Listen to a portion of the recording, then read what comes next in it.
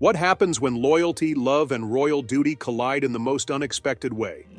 King Charles, a monarch known for his steadfast adherence to tradition, made a decision so shocking that it left Queen Consort Camilla utterly speechless and the world in disbelief.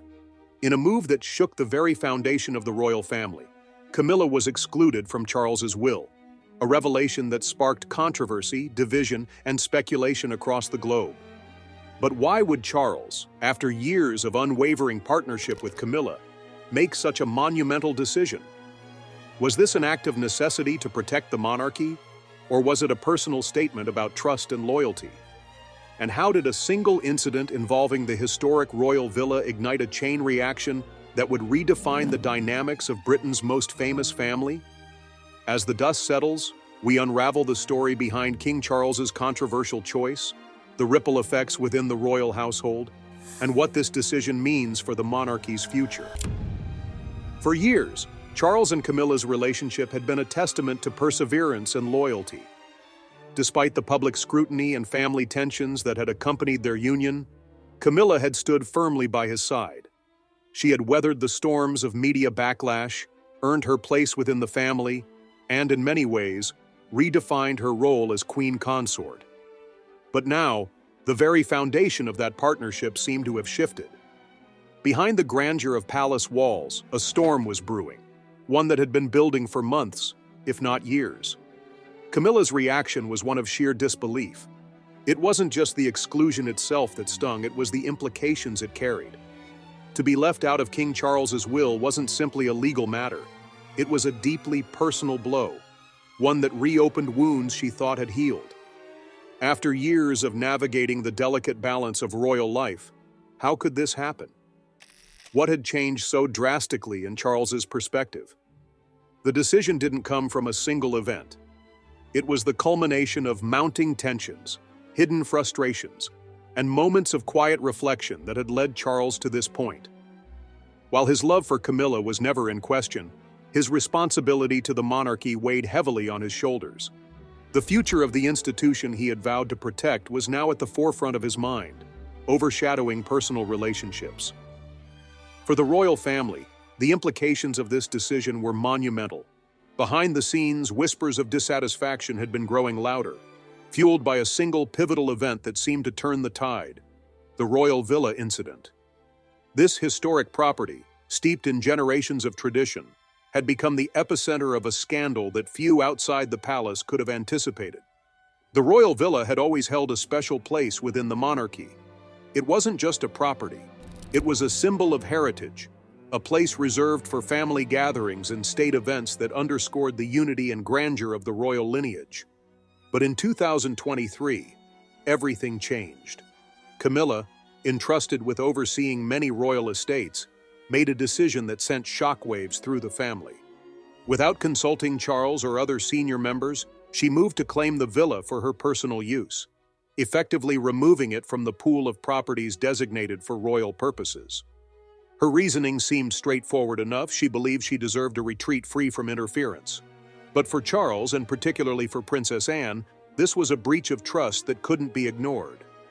Anne, known for her steadfast dedication to royal duty, had always regarded the villa as a cornerstone of the monarchy's identity.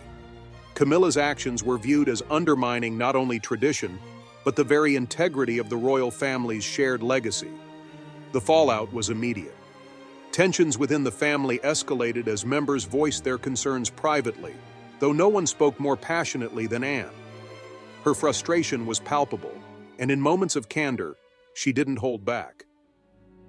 "That villa doesn't belong to one person," she reportedly said in private conversations. "It belongs to the crown." Camilla, on the other hand, saw the situation differently. In her mind, she had simply acted in her own interest, a decision she believed was well within her rights. But for the rest of the family, this was an act that could not go unchecked. What made it even more contentious was the manner in which the decision was carried out, quietly, without consultation, and against Charles's explicit wishes to preserve the property for joint family use. As the dust settled from the villa incident, Charles found himself at a crossroads. His love for Camilla was undeniable, but so was his commitment to the monarchy. The whispers of dissatisfaction that echoed through the palace halls became impossible to ignore, and they forced him to confront an uncomfortable truth. If the monarchy was to thrive in the modern era, it needed to adapt, but that adaptation couldn't come at the expense of its core values. This was a line that Anne had been drawing for years, often positioning herself as the family's moral compass. Her influence on Charles during this time was profound, though not immediately visible to those outside their inner circle. Anne wasn't one for grand speeches or dramatic confrontations. Instead, she made her case methodically, weaving her arguments into quiet conversations with her brother. Camilla, though unaware of the depth of these discussions, began to feel the shift in Charles's demeanor. Small moments of distance, subtle hesitations, signs she dismissed at first but which in hindsight seemed far more significant. It wasn't until Charles sat her down, his voice heavy with the weight of his decision, that the full reality hit her. Camilla's disbelief was written across her face as Charles explained his reasoning. This wasn't a decision he had made lightly, and he emphasized that it was about more than their relationship. It was about ensuring that the monarchy could endure, unshaken by personal interests or internal divisions. But no explanation could soften the blow of being excluded, and for Camilla, the conversation marked a turning point, not just in her relationship with Charles, but in her understanding of her place within the family. The decision to exclude Camilla from the will might have seemed sudden to outsiders, but within the royal family, it had been building over time. The villa incident had left deep scars, not just on family dynamics but on the trust that had been the backbone of Camilla and Charles's relationship. For Charles, this wasn't just about a property, it was a moment of reckoning. The question wasn't whether he loved Camilla, he did. The question was whether he could continue to prioritize that love over the survival of an institution he had been born to protect. Behind the scenes, Anne continued to play a pivotal role. Her no-nonsense approach to royal duties had earned her the respect of her peers, and in this situation she was relentless. "We cannot afford to let personal matters dictate the monarchy's future," she reportedly told Charles in one of their more candid discussions. For Anne, this wasn't about punishing Camilla, it was about protecting the legacy their mother, Queen Elizabeth II, had worked so tirelessly to preserve. The institution had survived centuries of upheaval, and Anne wasn't about to let a personal conflict threaten its stability. Her arguments were not without merit. The public, while largely supportive of Charles's reign, had shown signs of restlessness. Questions about the relevance of the monarchy in a modern era had been growing louder. Stories like the villa incident, with its undertones of privilege and personal gain, only added fuel to the fire. Anne understood the stakes better than most, and she knew that every decision Charles made during his reign would be scrutinized under a magnifying glass. Excluding Camilla from the will, while harsh, was a statement, a demonstration that even those closest to the king were not above the rules. Camilla, however, saw things very differently. To her, the decision wasn't just about the villa or any single incident. It was a rejection of her place in Charles's life and the monarchy. It felt deeply personal. Over the years, she had faced relentless criticism from the public and media, especially in the early days of their relationship. She had endured whispers of disapproval within the royal family, yet she had always believed that her bond with Charles was unshakable. Now that belief was being tested in a way she hadn't anticipated. What stung the most was the timing. The villa incident had occurred months prior, yet Charles had waited to act. Camilla began to wonder whether his decision was influenced solely by Anne or if there were other forces at play. After all, the monarchy had always been a web of alliances, conflicts, and shifting loyalties. Camilla had spent years navigating that web, but now she felt like an outsider, isolated from the very family she had worked so hard to be a part of. While Charles's decision was firm, it was far from easy. Those close to him described a man torn between two worlds, the personal and the institutional. On one hand, he had built a life with Camilla, one that had survived public scorn and family opposition. On the other hand, he had sworn an oath to serve the crown, an oath that required him to put duty above all else. This decision wasn't a reflection of his feelings for Camilla, it was a reflection of the impossible position he found himself in. The media, unsurprisingly, seized on the story as soon as whispers of the will began to emerge. Headlines ranged from sympathetic to scathing, with commentators dissecting every possible angle. Some praised Charles for his dedication to the monarchy, while others accused him of betraying the woman who had stood by him through decades of turmoil. Public opinion was divided, and the royal family once again found itself at the center of a heated debate. Camilla's reaction to the media frenzy was one of quiet resignation. In public, she maintained her composure, fulfilling her duties with the same grace she had always shown. But behind closed doors, those close to her saw the toll it was taking. The exclusion wasn't just a blow to her personally, it was a challenge to her identity as Queen Consort. For years, she had been working to define her role within the monarchy, and now it seemed as though that work had been undone in an instant.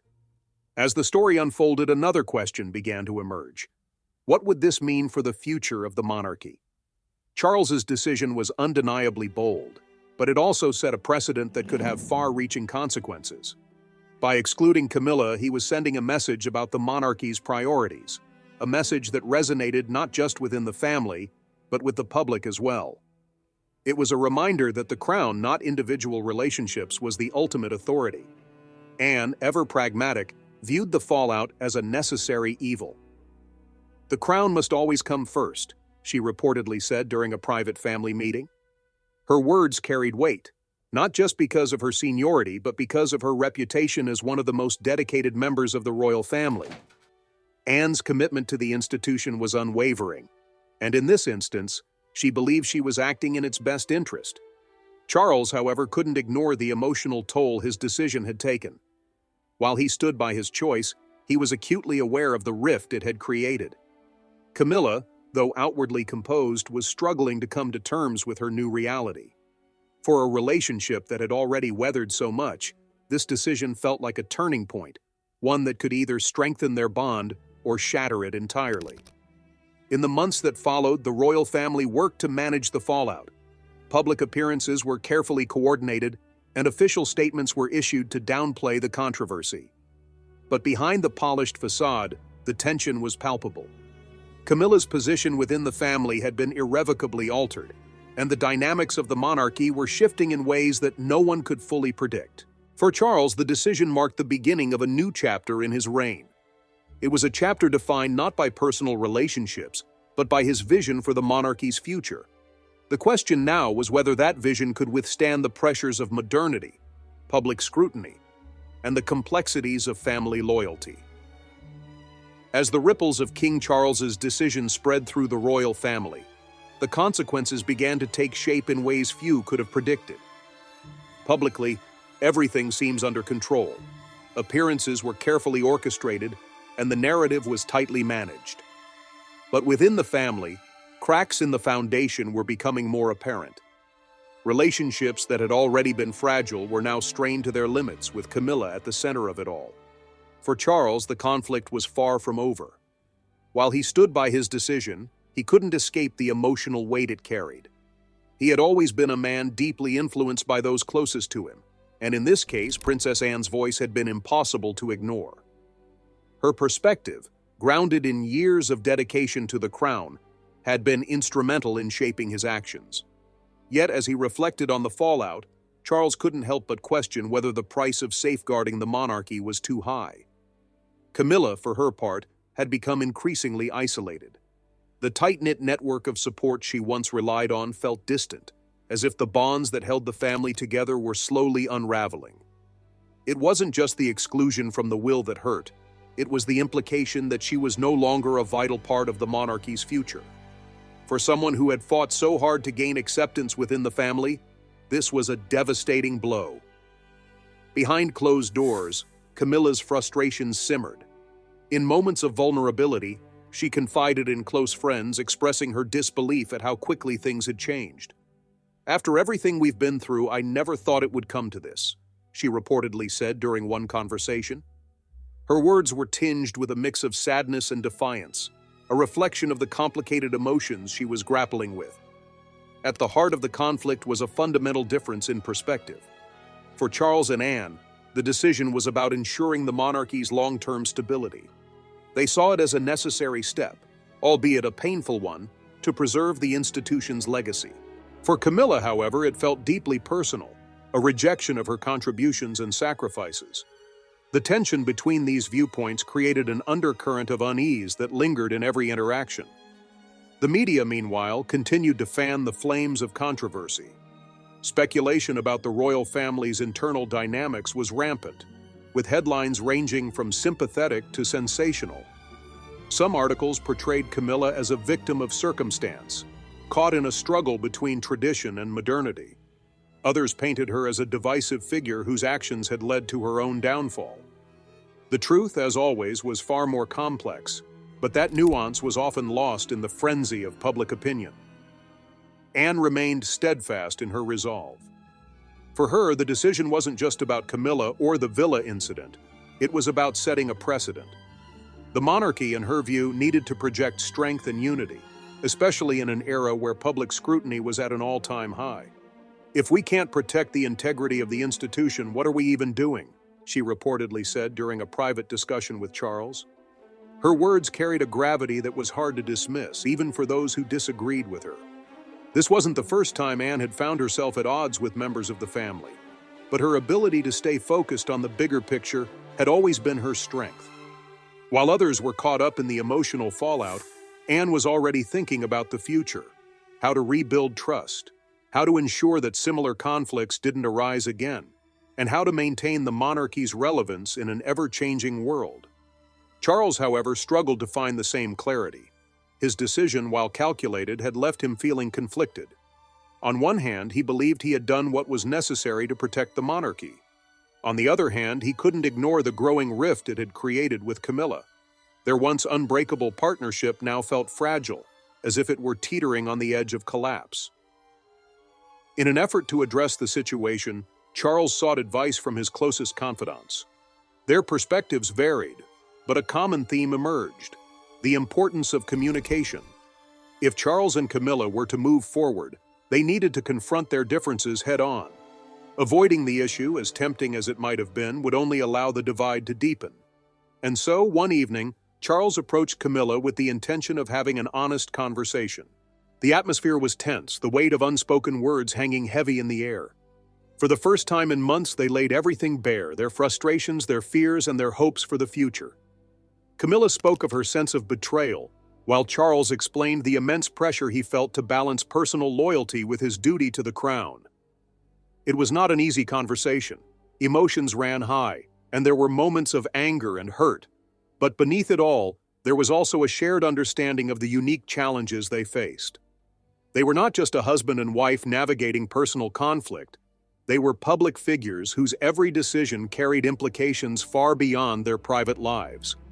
The conversation didn't resolve everything. The wounds caused by Charles's decision were too deep to heal overnight. But it was a start, a small step toward rebuilding the trust that had been fractured. Both Charles and Camilla knew that the road ahead would be difficult, but for the first time in months, they felt a glimmer of hope. As the days turned into weeks, the royal family began to adapt to their new reality. The dynamics had shifted, and everyone was still finding their footing. Camilla, while still hurt, showed resilience in fulfilling her public duties. Anne, ever pragmatic, focused on ensuring that the monarchy's broader goals remained on track. And Charles, caught between the two, continued to wrestle with the consequences of his decision. Outside the palace, the public remained divided. Supporters of Charles's decision saw it as a bold move to prioritize the monarchy's future, while critics viewed it as an unnecessary betrayal of someone who had given so much to the institution. The debates raged on, fueled by a media eager to capitalize on the drama. Through it all, one thing became clear: the monarchy was at a crossroads. The decisions made during this time would not only shape the immediate future, but also leave a lasting legacy for generations to come. And for Charles, that legacy was now inextricably linked to the choice he had made, a choice that would forever be remembered as one of the most controversial moments of his reign. The days following their conversation marked a subtle but noticeable shift in the royal household. While the tension between Charles and Camilla was far from resolved, the air seemed less suffocating, the silences less heavy. Charles, though firm in his decision, recognized that healing would require more than a single conversation. Camilla, for her part, focused on her public responsibilities, masking her private turmoil with the poise she had perfected over the years. But beneath the surface, the monarchy continued to grapple with the broader implications of Charles's decision. The family was divided, and while some members privately sympathized with Camilla, others viewed her exclusion as a necessary step to protect the institution. Princess Anne, as ever, remained a pivotal figure, her influence shaping not only Charles's decision, but the way the family approached its next steps. For Anne, this wasn't just about the will or the villa, it was about sending a message. The monarchy, she believed, had to hold itself to a higher standard, even if that meant making difficult and unpopular choices. "We can't afford to be seen as a family that prioritizes personal interests over duty," she reportedly said during one internal discussion. Her words, though practical, carried an undertone of finality that left little room for argument. Anne's vision for the monarchy wasn't shared by everyone. Prince William, often seen as the bridge between tradition and modernity, voiced concerns about the long-term impact of Charles's decision. While he respected Anne's perspective, he worried that the fallout could have unintended consequences, both within the family and in the public eye. "We need to think about the optics," he allegedly told Charles during a private meeting. "This isn't just about the institution, it's about how people see us as individuals." Charles listened carefully to his son's concerns, but his resolve remained unshaken. He understood that the decision was controversial, but he believed it was necessary. The monarchy, after all, wasn't just a family, it was an institution that had survived centuries of upheaval. And in his mind, preserving that institution was worth the cost. For Camilla, however, the cost was personal. The exclusion from the will wasn't just a symbolic gesture, it was a reflection of her standing within the family. The villa incident had been a turning point, but it was only part of a larger narrative. Over the years, Camilla had fought hard to prove her worth, but now it seemed as though her efforts had been overshadowed by a single mistake. The media continued to fuel the fire, with headlines dissecting every detail of the royal drama. Some portrayed Camilla as a victim of internal politics, while others painted her as a divisive figure whose actions had brought about her own downfall. The public, too, was divided. Supporters of Charles praised his dedication to the crown, while critics questioned whether his decision was unnecessarily harsh. Amidst the media frenzy, Camilla found solace in her close circle of friends. They reminded her of the challenges she had already overcome, encouraging her to focus on her strengths rather than her setbacks. "You've faced worse," one confidant reportedly told her.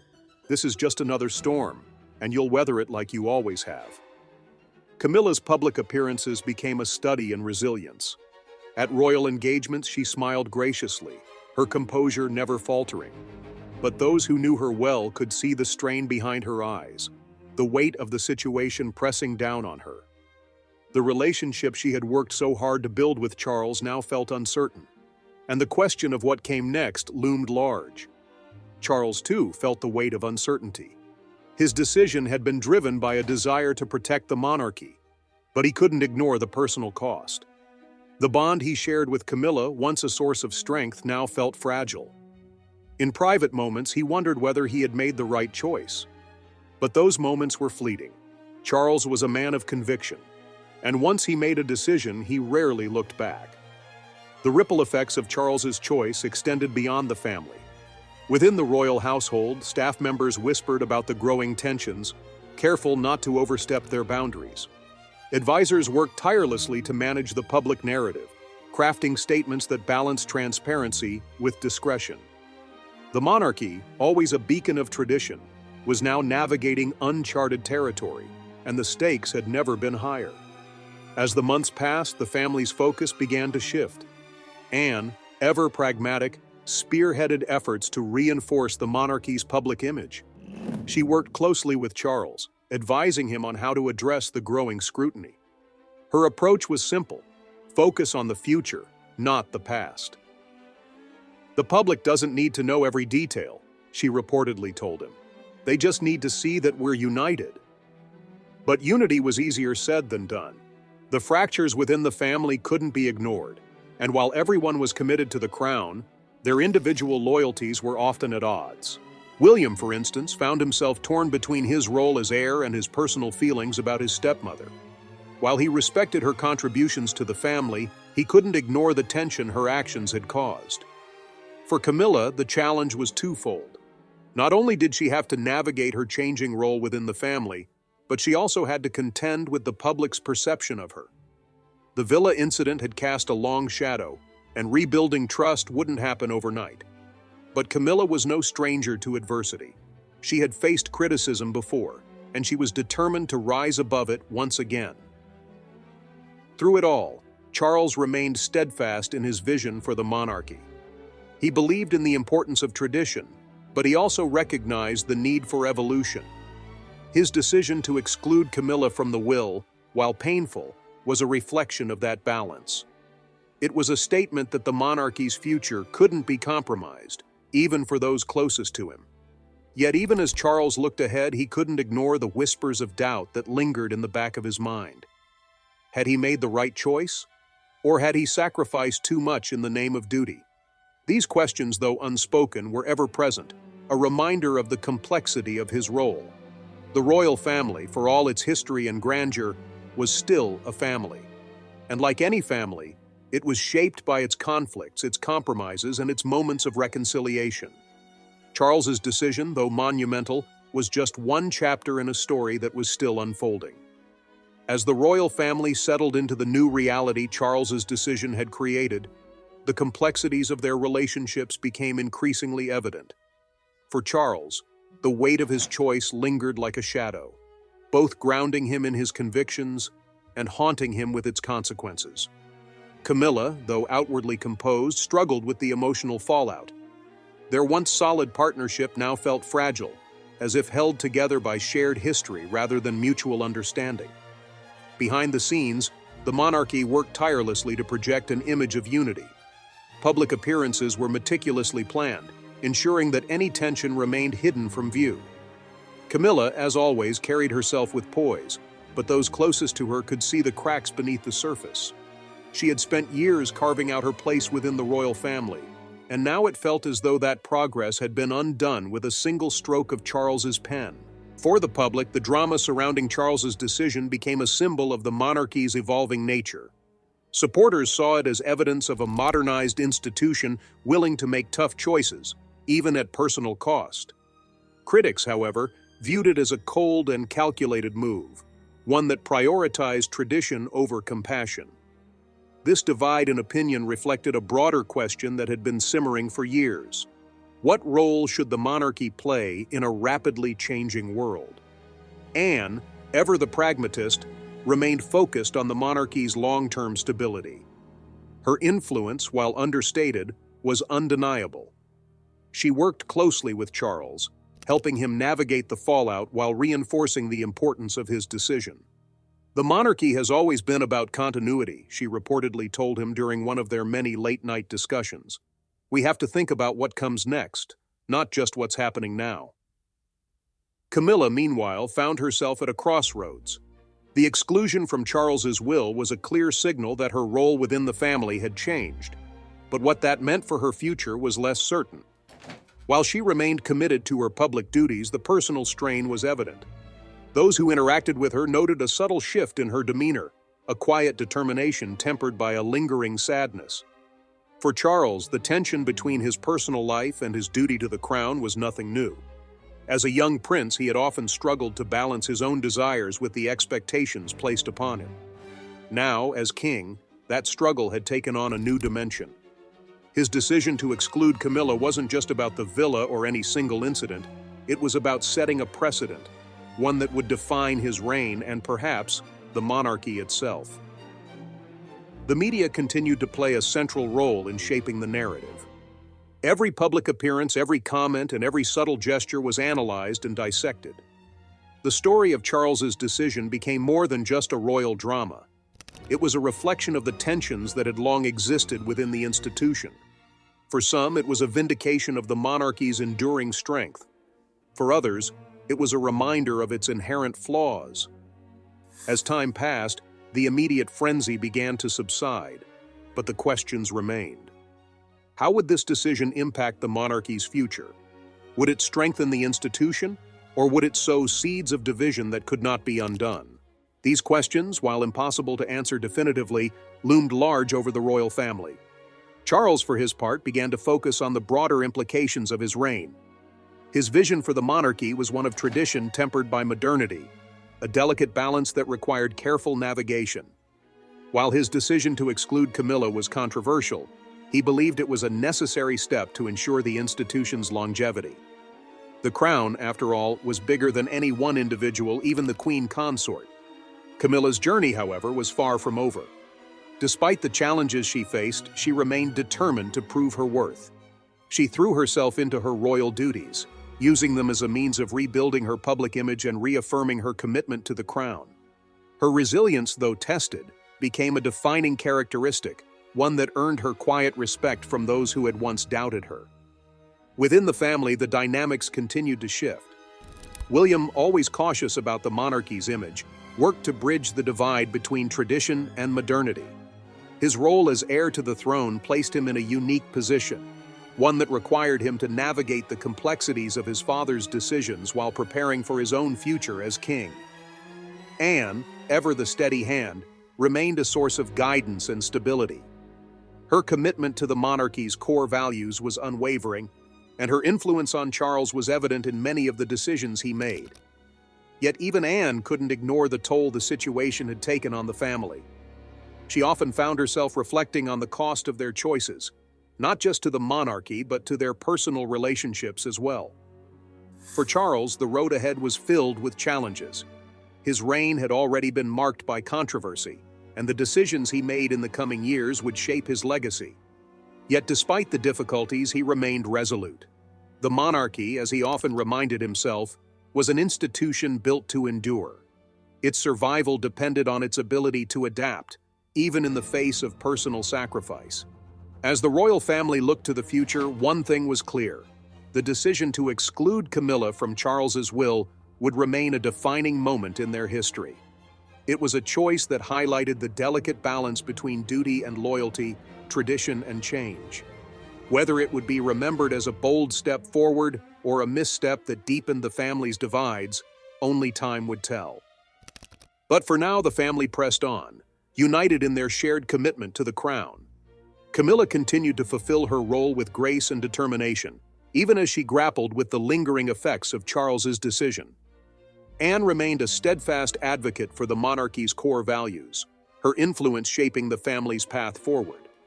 And Charles, though burdened by the weight of his choices, carried the crown with dignity and resolve befitting a king. The story of Camilla, Charles, and the shocking decision that changed everything was far from over.